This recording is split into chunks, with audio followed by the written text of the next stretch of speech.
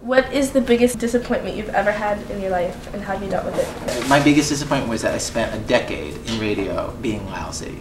Like where I just wasn't that good at it. But it seemed like I could get good at it, but I wasn't that good at it. And I think like a lot of us who want to make creative work, like we've got good taste, right? Like that's why we want to do creative work. Like you have stuff you really love and stuff you think is lousy. Like you've got taste. Like you get impulse, right? You can tell good from bad. And then when you look at your own work, you can tell that it's still bad.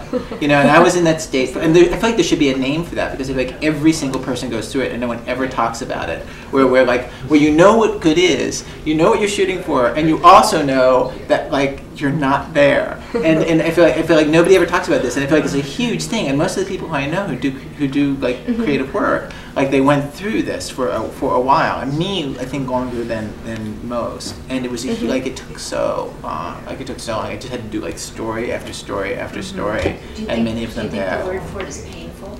Painful, yeah, it was very painful. Yeah, and I just feel like you gotta kind of stick through it, and then you gotta kind of get like if the stuff that you really love, you should just get nearer to it. Like you basically just should find people to work with who you admire, and just work for free and get a temp typing job on the side. And like everybody who has a job that's any good that I know at some point worked for free for a couple years and made their money somewhere else, waitressed or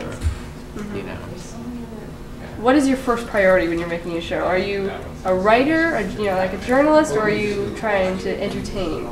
That's a very good question, and I actually have an answer to this one. And the answer is, I think like what our show represents, the way in which we're different than a lot of shows, is that it's journalism. It's hardcore journalism. We're applying the tools of journalism to everyday life, to people's like everyday lives, right? So it's just it's actual documentary journalism. However, generally when people do that, it's really, really boring.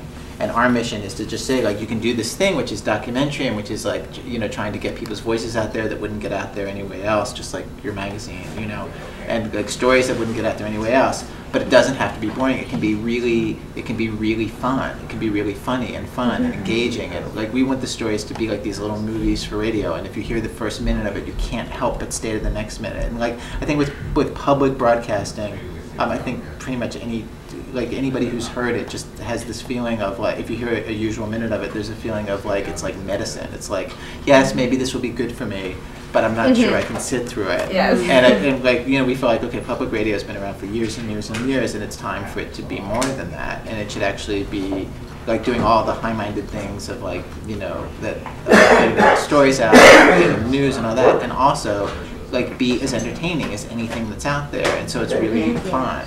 So like I don't think you should have to choose. I think that like that's what we're trying to do, is put ourselves into a position where we're not choosing between seriousness and entertainment. Like we are unashamedly about show business.